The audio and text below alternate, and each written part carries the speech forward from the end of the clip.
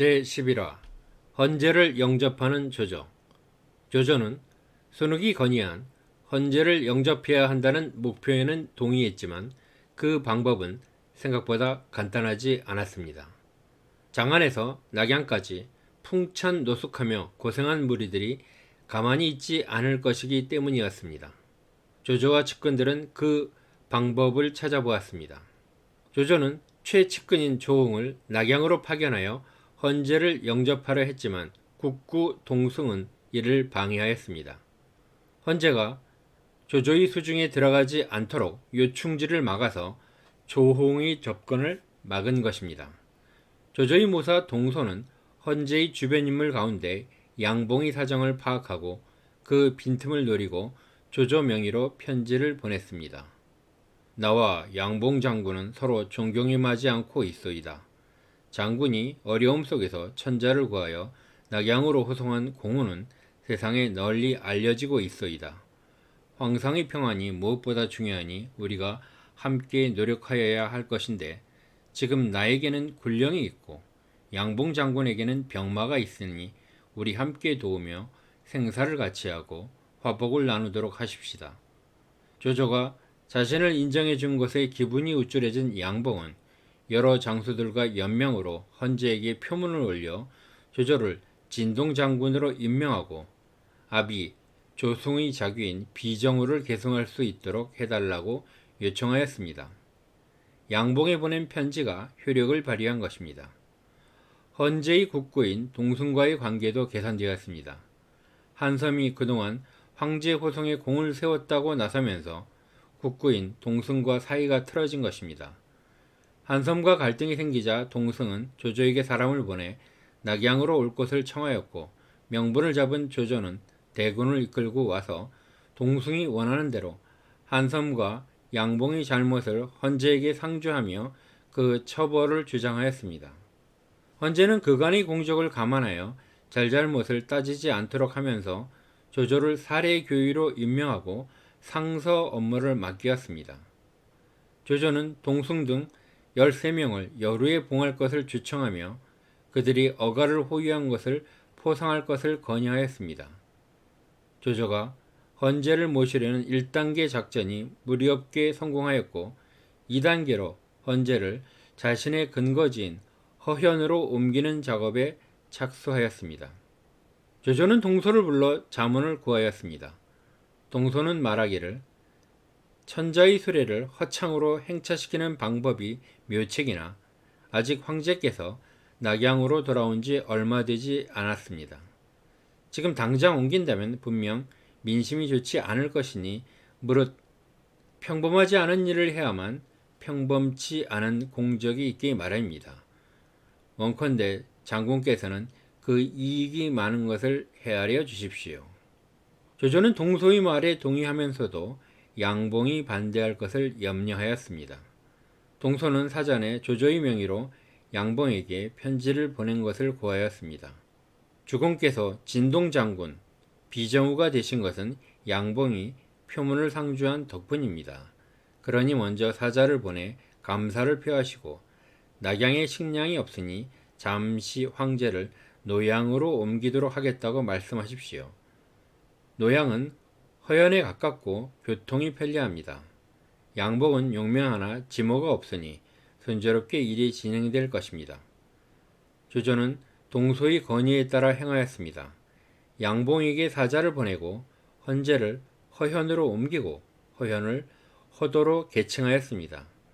늦게나마 이상한 기미를 눈치챈 양봉이 출병하였으나 헌제가 허도인 허현에 도착하자 조조는 양봉을 공격하였습니다.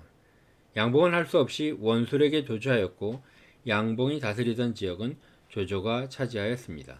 진수 삼국지 위지에서 동탁, 원소, 원술, 유표 등 황제가 되려고 했던 군웅 4명을 모아 한편으로 묶었습니다.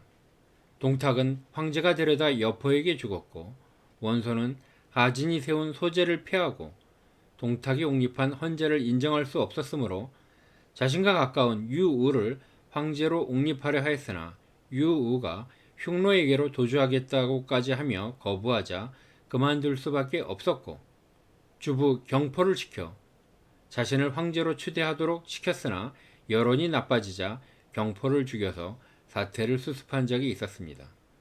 원솔은 옥새를 가진 것을 기회로 197년 오행설에 따른다며 황제를 자칭하며 국호를 중이라 하고 근거지인 수춘을 구강군에서 회남윤으로 고쳤으나 조조에게 피하고 원소에게 가려다 유비에게 피하면서 수춘 80리 떨어진 강정에서 죽었습니다.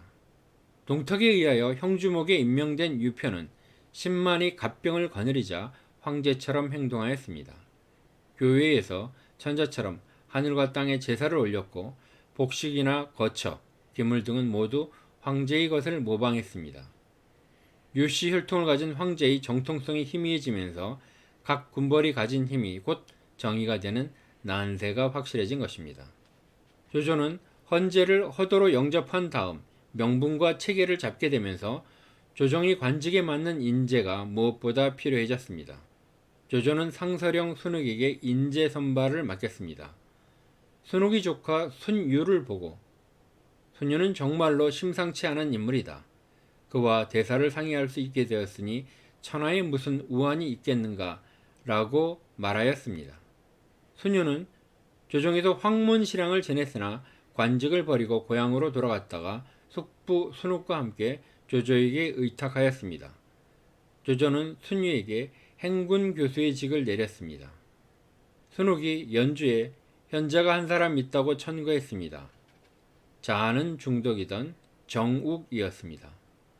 조조는 시골로 사람을 보내 정욱의 행방을 조사하도록 명령하였습니다. 정욱이 산속에서 공부하고 있다는 소식을 듣자 조조는 정욱을 공경하게 청하였습니다.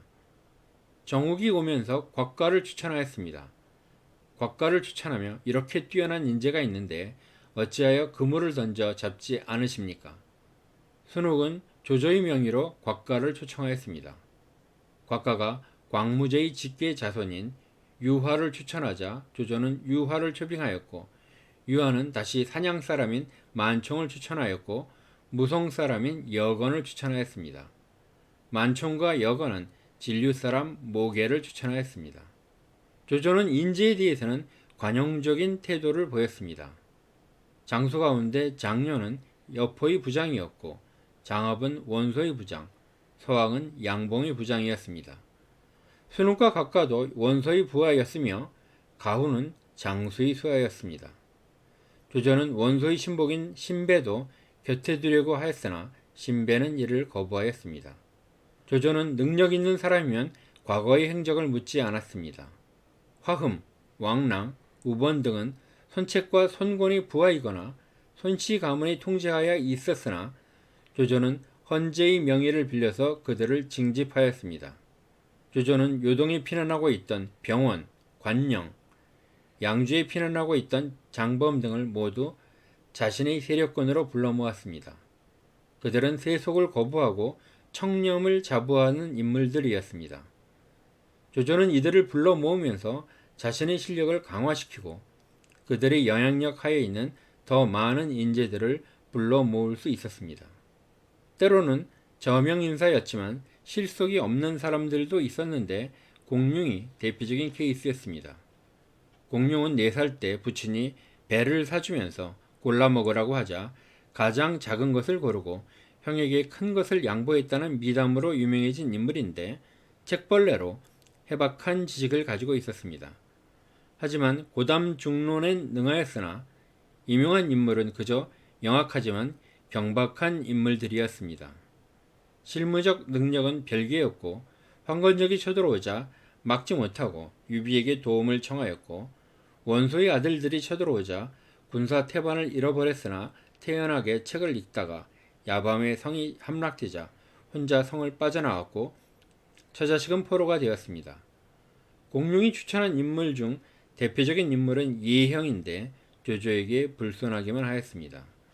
조조는 예형을 죽이려고 유표에게 사신으로 보냈고 유표는 자신을 모욕하는 예형을 포악한 성질로 유명한 황조에게 보냈습니다.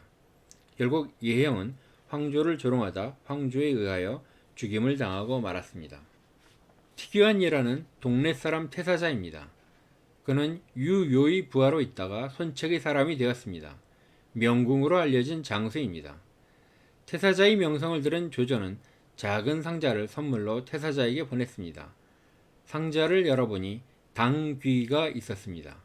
당귀, 마땅히 북방으로 돌아가야 한다는 것을 의미하는 선물을 보낸 것입니다.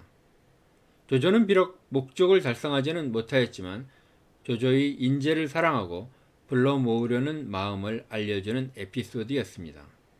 원소가 4세 30이 명문가를 자랑하고 유표가 8명의 뛰어난 인재에 속한 과거의 명성에 안주할 때 조조는 인재 식별의 중요성을 깊이 인식하고 다양한 방법으로 수많은 인재를 모을 수 있었습니다.